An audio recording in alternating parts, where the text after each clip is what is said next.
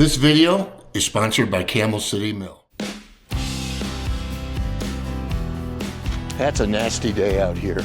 I want to give you a close look at the garden. You can see what happens. The wind actually just tears up this fencing, but again, it's a very tight weave, and I think my mistake was that not realizing it's just going to be a big snow fence. Take a look down here. It's pushed this out. This is the worst side, and you can see what's happened. Again, out here, there's about 60 acres. The wind comes out of the west, and it pushes on this wall because snow builds up here, and it just pushes it. But it's still not the way I built it. Matter of fact, here's some pictures of when it was first done. Actually, I think it was year 2 when that was done. And you could see a little bit of wave in it. It's all pressure treated lumber, but this corner right here has lifted up. You could see the gap under here. And what you also see is a lot of frost cracking throughout the lawn. I had not seen that in a number of years. But again, old-fashioned winter, and it's just the way it is. So we'll get it fixed. We'll get it looking good. It's embarrassing right now, to be honest with you. It really is. Hey, if you enjoy our videos, we sure would appreciate a thumbs up right here.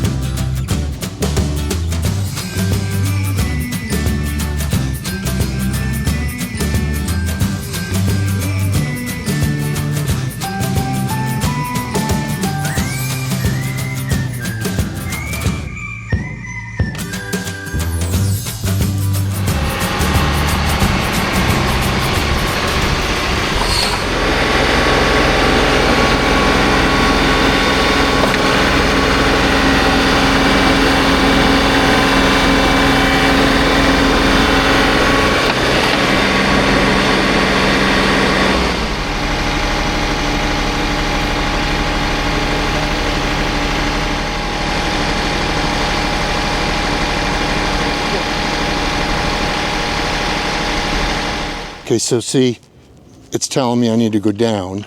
Okay. So, right there. Okay. We're going to go up a little bit. Okay. Yeah, right there. Okay, so that is telling us that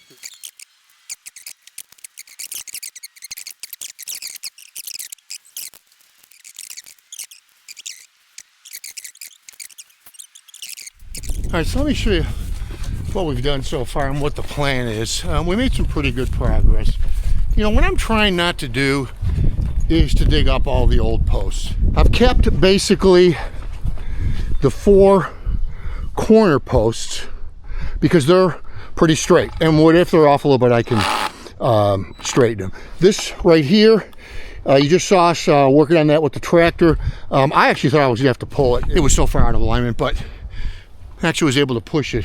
All these posts have are in concrete in 2.5 feet, and the movement down here has been absolutely unbelievable. So I have a plan. Might not be a good plan, but it's my plan, and we're gonna go on from there.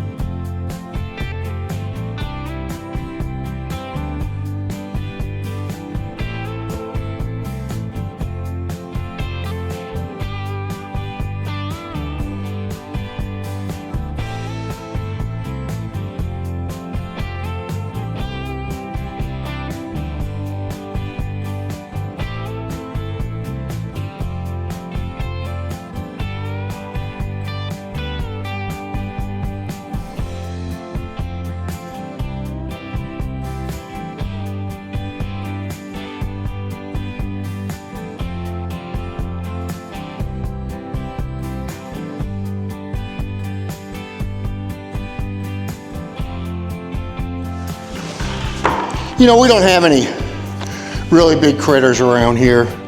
You know, we're mostly worried about coons and rabbits and such. You know, the deer, if they want to get in here, they're going to jump the fence. We have not had a problem with that thus far. So, yeah, this will work. I think I'm going to go out and dry fit it, then move on and start on the big gate. All right, so let me get you up to date. So what I'm doing on the back side of the garden, okay, which is about 11, 12 feet, previously what I had done is I had a top rail and a bottom rail, and in the spring and fall, I would take those top and bottom rails off so I could fit the tractor in to do the tilling. Now what I'm gonna do is I'm actually gonna build a double gate. It's just easier on the back, just makes it much, much quicker. You could see here, I've got one half of the gate finished. I just have to put the cross member in, which I'll do here in just a few minutes. But right now, I'm gonna finish cutting for the second gate, so I've got all the cuts made, and then it's just a matter of getting it assembled.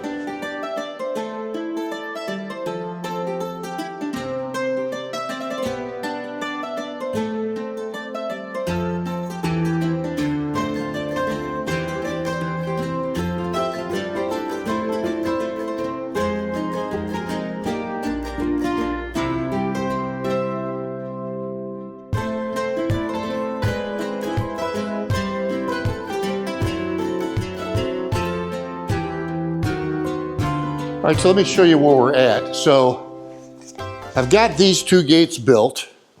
There's one here and one there. Let me show you what the purpose of those two gates are.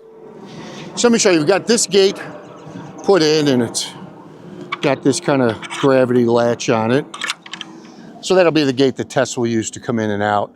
The T-posts put in on both sides. So all we've got to do there is obviously install the fence, but the double gate is going to go right down here. And what I use that for is getting in the garden to till it in the fall and the spring. It's not going to necessarily be a functional gate. I mean, we're only going to use it twice a year. And the way I'm going to install it is, even rather than opening, it's going to kind of lift each half out every time I go to till. I do think it, in the winter, will provide some stability for these two posts. So right now I'm just going to adjust the tops of the T-posts, and then we will report back when we're ready. I think the next thing we'll do is to put the gate up. Got about a 4.5 inch difference between this post here and the one up there, which is no problem. We'll be able to adjust the fence height.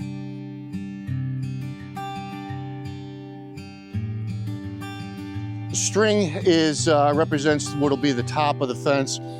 The fence is 48 inches high, so I'll be trimming off probably about 6 inches or so at the top of the fence. I don't know. I may leave it. I don't know. But if you take a look at the sides from all the frost, I mean, looking down the string, it's pretty good. But if you go down to the bottom, you can see it's wavy. Same thing over on this side. It's not as bad over here till you get down to that last section. And again, that's just that's the frost and the wind damage that we had.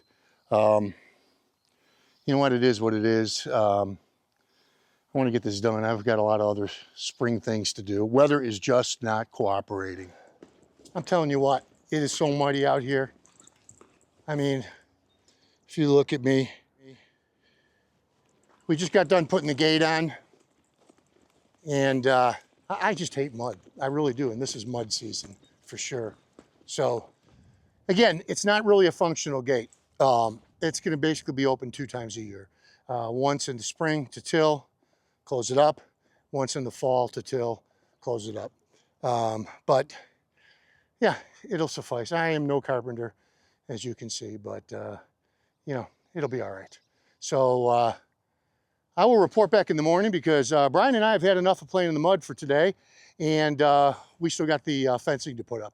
So I saw these Camel City Mill socks advertised on Outdoors with the Morgans, and Mike Morgan was so sold on them that I thought I gotta order some because I'm really hard on clothes. I really am, and it seems lately I've been putting on a lot of socks with holes in the heels, so I wanted to order these. But shortly thereafter I got contacted by Will, who's the CEO of Camel City Mill, and he asked if we wanted to feature his product on our channel, and I was already sold at that point, plus the fact he's offering our viewers a discount. So yeah, I'm all in. 10-year guarantee, not a warranty, a 10-year guarantee. What they do is they use something called a double-plated nylon fortification so that you're not wearing through the heels. 10-year guarantee. If you go on their website, camelcitymill.com, you're going to see they've got over 800 5-star reviews. So I'm not the only one that's sold on this product. Use Tractors 10 and you'll get a discount on these. I'm telling you, you will not be sorry.